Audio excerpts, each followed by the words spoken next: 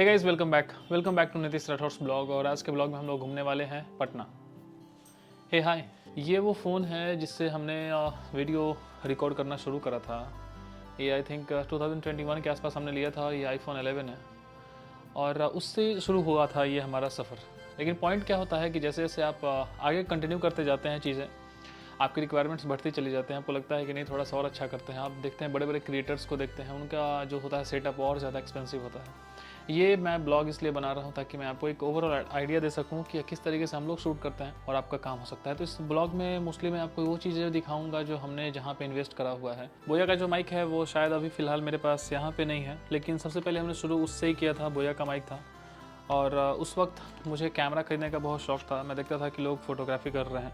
उस समय हमने कैमरा खरीदा था, ये कैनन का था और 300D EOS करके कैमरा आता था। उस समय ये इसकी प्राइसिंग 26-27,000 के आसपास थी। वहाँ से मैंने शुरू करा था। उस समय जब शुरू करा था तो ये 27,000 रुपीज़ भी जमा करना बहुत डिफ़िकल्ट था, लिटरली बहुत डिफ़िकल्ट था। उसके बाद जैसे ही अब कैमरा मोबाइल जो होता है वो हाथ पे लेके ब्लॉगिंग करते हैं तो काफ़ी आईफोन एटलीस्ट 4K पे जब आप शूट करते हैं तो उतना शेक नहीं करता है। लेकिन फिर भी आपको एक ट्राइपॉड की ज़रूरत होती है जब आप किसी लॉन्ग शॉट को या फिर किसी चीज़ को शूट करना चाहते हैं। पहले मेरे पास एक दूसरे ब्रांड का था, ये तो मोबी लाइफ का है आई थिंक।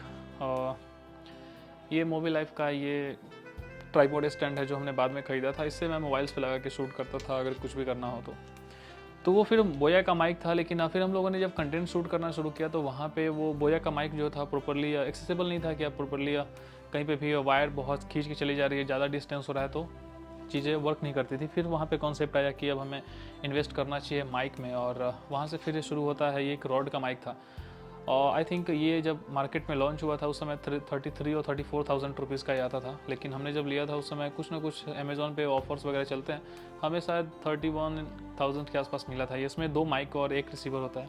इसका एक अलग मॉडल भी आता था जिसमें सिर्फ सिंगल माइक और सिंगल रिसीवर मिलता था। अब आप इन्वेस्टमेंट के प्रोसेस को देखते जाइए किस तरीके से हम लोग, और ये मैं इसलिए नहीं बता इसलिए रहा हूँ किस तरीके से सारी चीज़ें पिछले 4-5 साल मैं 2020 से कंटेंट शूट कर रहा हूँ। लगभग 5 साल की जर्नी में किस किस तरीके से हमने इन्वेस्टमेंट करा है, कैसे कैसे जुगाड़ू तरीके से कहाँ से पैसे उपाय करके चीज़ें करी हैं। अब आते हैं कि फिर हमने किस तरीके से ये लाइट्स कैमरा की तरफ हम लोग आगे बढ़े। अब हम लोग वीडियो शूट तो कर लेते थे लेकिन हमारे पास एक एडिटर की ज़रूरत थी जहाँ पे हम लोग एडिटिंग सॉफ्टवेयर और एक लैपटॉप की ज़रूरत थी जहाँ पे हम लोग एडिटिंग कर सकते हैं। वहाँ पे बहुत सारे ऑप्शंस थे लेकिन हमारे पास एक ऑप्शन था कि हम लोग मैक के सिस्टम पे काम करना चाहते थे। तो फिर हमने ये इन्वेस्टमेंट करा था इस लैपटॉप में। अराउंड जब हमने ये लैपटॉप खरीदा था उस समय 2,23,000 के आसपास का ये लैपटॉप हमें मिला था। इट्स नॉट रिक्वायर्ड कि आप यही लैपटॉप खरीदें, लेकिन ये होता है कि मैक का सिस्टम जो होता है वो 7-8 साल तक चलता है। इससे पहले मेरे पास मैकबुक एयर था, अगर आप मेरे पिछले फ़ोटोज़ या फिर वीडियोज़ कहीं पर भी देखे हों। ये हम लोगों का अब तक का भी इस 5 साल में सबसे बड़ा इन्वेस्टमेंट अगर कुछ रहा है तो वो एक लैपटॉप में रहा है, जिसमें कि हम लोग 2,23,000 रुपये के आसपास इन्वेस्ट किए थे। ये I think Sony alpha series की बहुत इंट्रोडक्टरी ये कैमरा थी जब आई थी। और उस समय ये EV30 आई थिंक सोनी EV30 और EV कुछ इसका नाम है exactly alpha ZEV10 something like this इसका नाम था। और इसके साथ ये प्राइम लेंस नहीं आती थी। मैं आपको दिखा रहा हूँ, ये जब आप ऑर्डर करते हैं तो आपको वो किट लेंस मिलता है, जिसमें कि किट लेंस जो होता है वो एक्चुअली वाइड लेंस होता है। तो जब आप कहीं पे भी चाहते हैं कि पोर्ट्रेट्स वगैरह शूट करें तो वहाँ पे चीज़ें थोड़ी सी डिफ़िकल्ट होती थी हमारे लिए। फिर वहाँ पे कॉन्सेप्ट आया कि अगर किसी को भाई हमें बैकग्राउंड ब्लर वाली चीज़ें चाहिए, थोड़ी सी प्राइम लेंसेज हो तो बहुत अच्छा वीडियो आएगा। फिर हमने इन्वेस्ट करा इस प्राइम लेंस पे। और ये जो सोनी ZV का कैमरा जो था 30 ZV-10 जो था वो अराउंड 65,000 के आसपास आ रहा था। अभी भी आई थिंक उसी के आसपास आता है। फिर लेंस पे इन्वेस्ट करने का कॉन्सेप्ट आया जहाँ पे अराउंड 23 और 24,000 के आसपास से लेंस आया। फिर ये हमारे पास आया कि चलो अब गिम्बल खरीदते हैं। ये DJI का मिनी गिम्बल है, ये अराउंड 30,000 के आसपास आता है, जिसमें कि आप ऑलमोस्ट 1.5 kg 2 kg तक के कैमरे को प्रॉपरली बैलेंस करता है। और हम लोग इस पर लगभग शूट अभी तक जितना भी किए हैं इस पर किए हैं और चल रहा है। इस पोर्टा लाइट करके कुछ ऐसा बोलते हैं जो मोस्टली आपको लाइट्स देता है। ये this is not पोर्टा light, I think इसको कुछ और बोलते हैं, एग्जैक्टली मेरे ध्यान में नहीं है। लेकिन इसको हम लोग यूज़ करते हैं कि फेस पे अगर लाइट वगैरह देना हो तो उसमें उस कंडीशन में हम लोग इसको यूज़ करते थे। लेकिन अब बात थी कि अब यहाँ पे ये छोटा सा लाइट था और ये बहुत ज़्यादा, ये अराउंड आप मार्केट में सर्च करेंगे तो ये अराउंड आपको 6,500 के रुपीज़ के आसपास मिलता है। हमारे पास ये जो लाइट है ये गोडॉक्स लाइट मोस्ट LA300 आ रहा है। LA300 का मतलब है ये RGB लाइट है और इसमें बहुत सारे कलर्स आप देख रहे हैं कि अभी फ़िलहाल ब्लू कलर का जल रहा है, तो ये इसमें बहुत सारे कलर्स हम लोग शूट कर सकते हैं। और तो ये इसका बहुत पॉजिटिव पॉइंट था। लेकिन जब लाइट माउस हाल में ही आई है और ये काफ़ी एक्सपेंसिव लाइट्स थी मेरे अकॉर्डिंग, बजट कुछ भी किसी का भी हो सकता है। ये RGB लाइट्स आप जब भी मार्केट में लेने जाएंगे तो आपको 45,000 रुपीज़ का एक लाइट पड़ता है, ये RGB लाइट है। और जब आप देख रहे होंगे कि ये लाइट जो है कि वो हम लोग यूज़ कर रहे हैं, जिससे कि हम लोग स्ट्रेट दे रहे हैं, इसके लिए सॉफ्ट बॉक्स उसमें लगा है, उस पर भी हम लोग आएंगे। लाइट के साथ सॉफ्ट बॉक्स नहीं आती है। और ये लाइट माउस BI है, ये अराउंड 40,000 के आसपास आएगी। तो लाइट्स में ऑलमोस्ट हमें इन्वेस्टमेंट 85,000 के आसपास करने पड़े थे। लेकिन सिर्फ लाइट पे बात नहीं रुकती है, उसके बाद ये स्टैंड वगैरह आप लेंगे तो ये भी आई थिंक 1,500-2 हज़ार रुपये के आसपास का इन्वेस्टमेंट खोजता है। जब ये लाइट्स आप लेके आएंगे तो इतनी हार्श लाइट होती हैं, आप देखेंगे कि ये जैसे ही इतनी हार्श है कि अगर कैमरे पे जाए तो फिर अब देखना बहुत मुश्किल हो जाता है, फेस पे भी जाए तो बहुत मुश्किल हो जाता है देखना। फिर इसको सॉफ्ट करना बहुत ज़्यादा इंपॉर्टेंट हो गया था हमारे लिए। और वहीं पे कॉन्सेप्ट आता है कि अब लाइट को सॉफ्ट करने के लिए एक सॉफ्ट बॉक्स की रिक्वायरमेंट थी, और वहाँ पे हमने इन्वेस्ट करा था गोडॉक्स के सॉफ्ट बॉक्सेस में। ये हनीकॉम के साथ आपको ये सॉफ्ट बॉक्सेस लाने में आई थिंक अराउंड 8,000 के आसपास का बिल आएगा। मे भी 200-300 रुपये कम हो, वो अमेज़ॉन पे ऊपर नीचे होते रहता है। तो ये ओवरऑल यहाँ तक का, जहाँ तक मुझे लगता है कि आई थिंक हमने लगभग चीज़ें कवर कर ली हैं कि जो हम लोग अभी कर रहे हैं।